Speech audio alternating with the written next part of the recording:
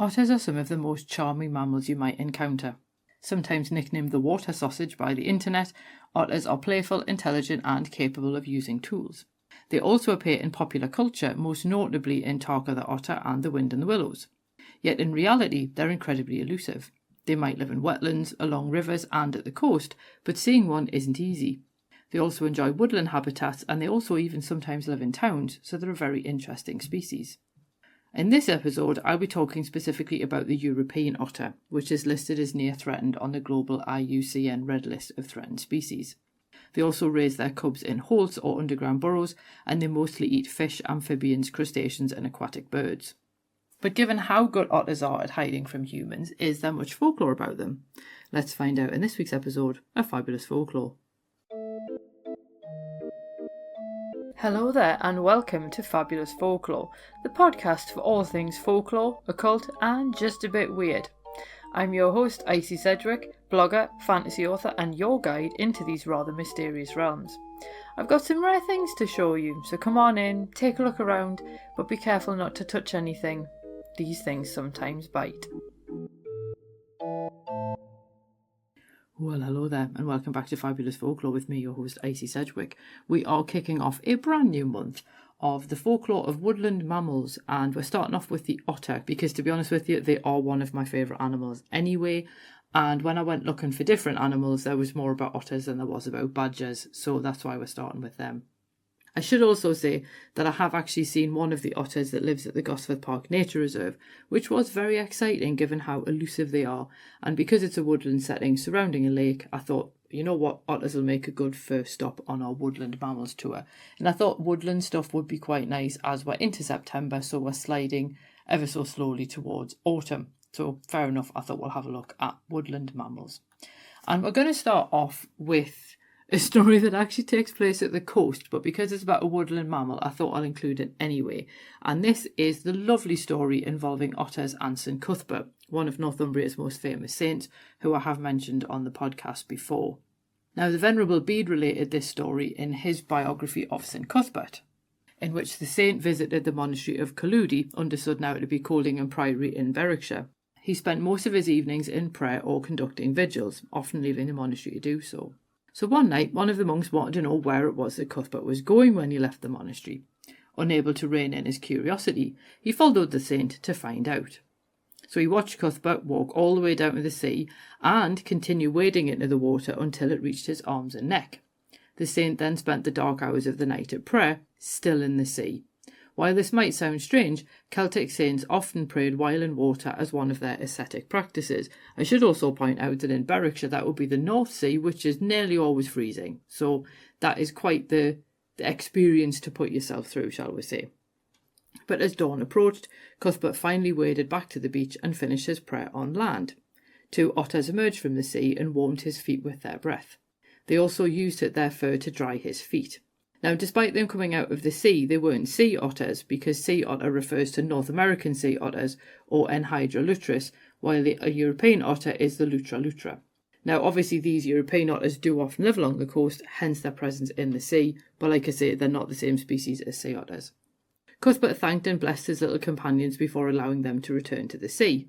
Cuthbert discovered the monk who had spent the night watching him and extracted a promise that the monk would not repeat the story as long as Cuthbert was alive. The monk kept his word until Cuthbert died, at which point he happily shared the experience. I have seen Cuthbert described as being the patron saint of otters as a result, and he's often referred to as one of the earliest wildlife conservationists, usually for his protection of the eider duck and other seabirds on the Farne Islands. But I did think this story was a wonderful little tale that also showed his affinity with mammals as well.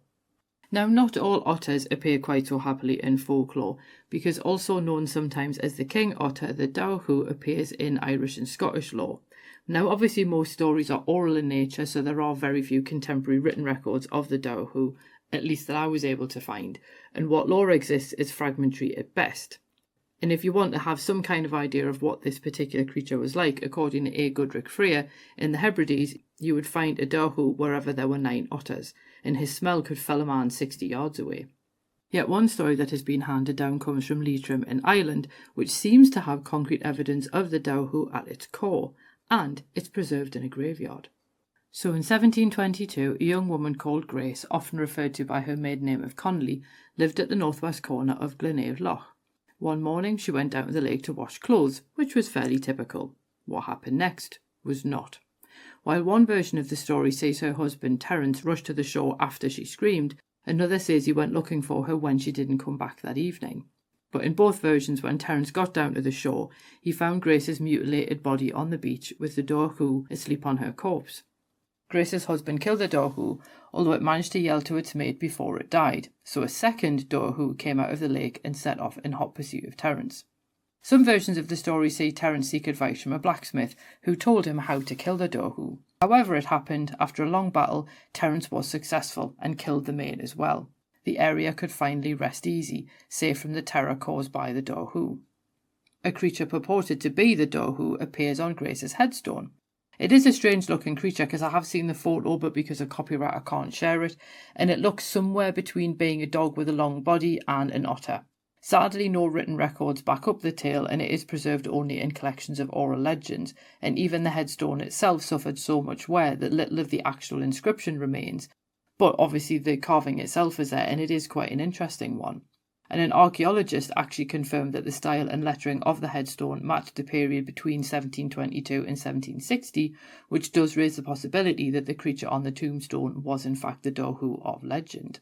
For some, the dohoo is less of a folklore creature and more of a cryptid, because one sighting from Connemara in County Galway saw the dohoo swim across a lake in seconds and give a haunting screech. And it's quite difficult to find out exactly when that happened, because one record said it was in 2000 and another said it was in 2003, and then I found where it was actually reported in 2009. But either way, it's the same sighting, and thankfully that sighting didn't end in disaster. It just really freaked out the person who saw it. Now, the dohoo is really interesting because if you look at the image on the headstone, it does look a lot like it could be an otter, but they're also not exactly famous for being that violent towards humans. But obviously this is a folkloric creature, so who knows what its motivations were. Yet not every tale of an otter king is as murderous as the dohoo, because Scotland's folklore also contains the tale of the Selkie and the Otter King, set on the island where you'll find Eilean Donnan Castle, and the legend actually dates back to well before the castle was built. So a Selkie, who we have covered on the podcast before, lived in a cave on the island. On land, she took the form of a beautiful girl, and in the sea, she was a sleek and playful seal. The local fishermen were actually very fond of her, and they would throw her fish whenever they saw her. But the Selkie didn't keep all the fish for herself, because she also shared it with a family of otters on the island. But one day a stranger arrived on the island, because he'd heard about this kind of wonderful Selkie and wanted to capture her. Now, men in these stories usually want to take Selkie women as wives, and they do so by stealing their sealskin so that they can't return to the water. But this one wanted to keep her on a leash and parade her in public for money. Luckily, the locals refused because they were very protective of their Selkie, and the fishermen even set up a guard to keep the man away from their Selkie. At first, they did think it had worked, and the stranger pretended he was leaving, but when the fisherman went back to work, he headed back to the island. And as soon as the Selkie discarded her skin on the beach, the man snatched it up. No matter how much she begged or pleaded, he refused to return the skin. He would only return it, he said, if she came with him and helped him make his fortune. And to make his point, he left the island to return to his lodgings for the night, carrying the sealskin. I'm sure you're probably wondering how on earth seeing a woman on a lead was going to necessarily make his fortune, because at some point she would have to transform, so we would have to give back the sealskin anyway, but this is just how the story runs. Now, the Selkie understandably cried all night because she had absolutely no idea what to do. She couldn't return to the sea without her skin, so it seemed that she had no choice but to go with him and live at the end of the man's leash. Except the Selkie sobbing woke up the Otters. Remembering her regular gifts of fish, they resolved to help her, but they didn't know how. Luckily, they knew someone who would know, the Otter King. Perhaps he and his 7 attendants could help, and if they couldn't, they might at least know what to do. So the family of otters called on the Otter King for his help, and an observant person might have noticed a silver otter swimming to the island, followed by 7 black otters. At dawn, the man made his way back to the island, hoping to snare the Selkie before the fishermen realised what had happened. But not being a coastal man, he hadn't anticipated the tides, and the narrow strip of land he'd crossed yesterday lay under water. The only way to cross to the island was a line of 8 rocks.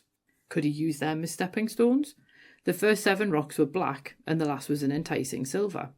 Baffled but wanting to hurry, the man had just set foot on the silver rock when it rose up beneath him. Terrified, the man let go of the sealskin and the waiting Selkie grabbed it. The otters attacked the man, biting him as he splashed his way back to the shore. He ran away, thankfully never to return.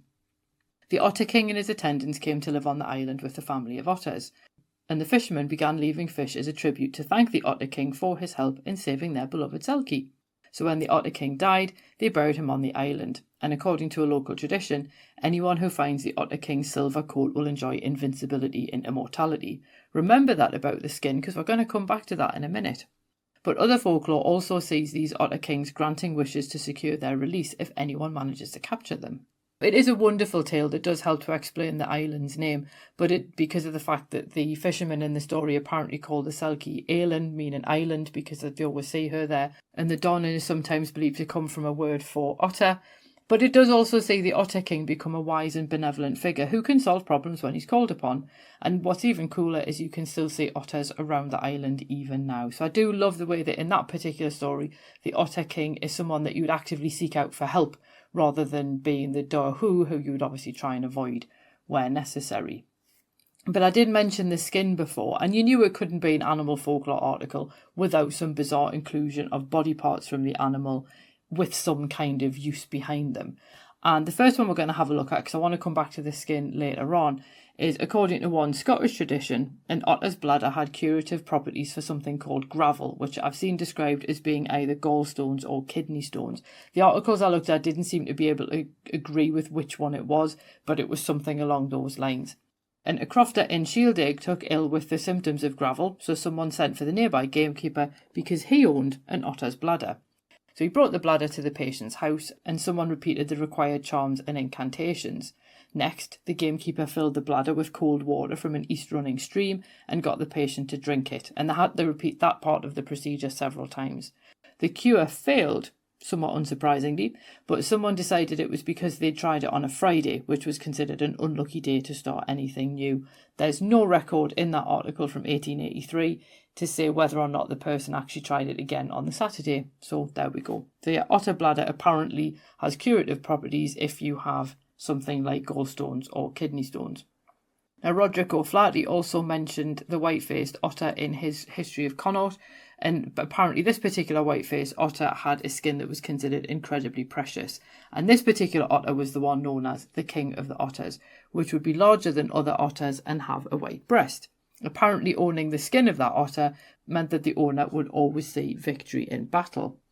Miss Dempsey also mentions a white or dun otter that is the king of the otters in Sutherlandshire in Scotland, and she added that that otter bore a jewel in its forehead and was invulnerable aside from one spot on the breast, which is a very sort of Achilles kind of idea going on there.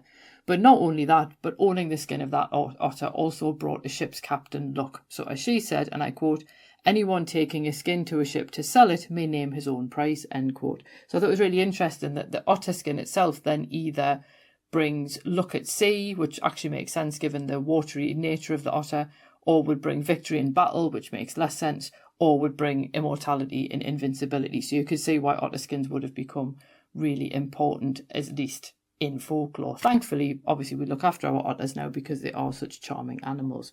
But I think what this particular post shows is it just basically depends on the story itself as to whether the otter is considered wise and benevolent like the Otter King in Scotland, or with murderous intent like the Doahu, which I think isn't necessarily expected to be an otter specifically, but rather some kind of folkloric version of the otter. And then, of course, you have the two otters who willingly help St Cuthbert and so on as well. So I think it's really interesting how we have these different approaches to otters in folklore. Like I say, I absolutely love otters, so this was a little bit of an indulgence for me. So I hope you enjoyed it anyway, and obviously I do think my favourite story is the St Cuthbert one, but I am massively biased with that one. Next week we're probably going to have a look at possibly squirrels, but again it will depend on how much folklore I can find. I have actually done some of these woodland animals either before on the podcast like deer, or things like rabbits and foxes on my Patreon, so I'm going to have to find a new way of covering animals like that, which is why I thought I'd have a look at squirrels next, but you might just have to tune in to find out which one I managed to find enough stories about. But anyway, I hope you enjoyed that. I hope you enjoy the whole back to school vibe of September anyway, and I'll see you next week. Cheerio. Well, thanks for listening, and I hope you enjoyed that episode. If you did, feel free to leave a review wherever you listen to podcasts, because that helps other people find the show too. It also takes between 4 and 6 hours to research, write, record and edit these episodes, so if you want to help support my time in doing that, then you can buy me a coffee. Or you can join the Fabulous Folklore family on Patreon and enjoy extra benefits, including exclusive episodes and articles and even illustrated talks. All the links you need are below, and thanks in advance.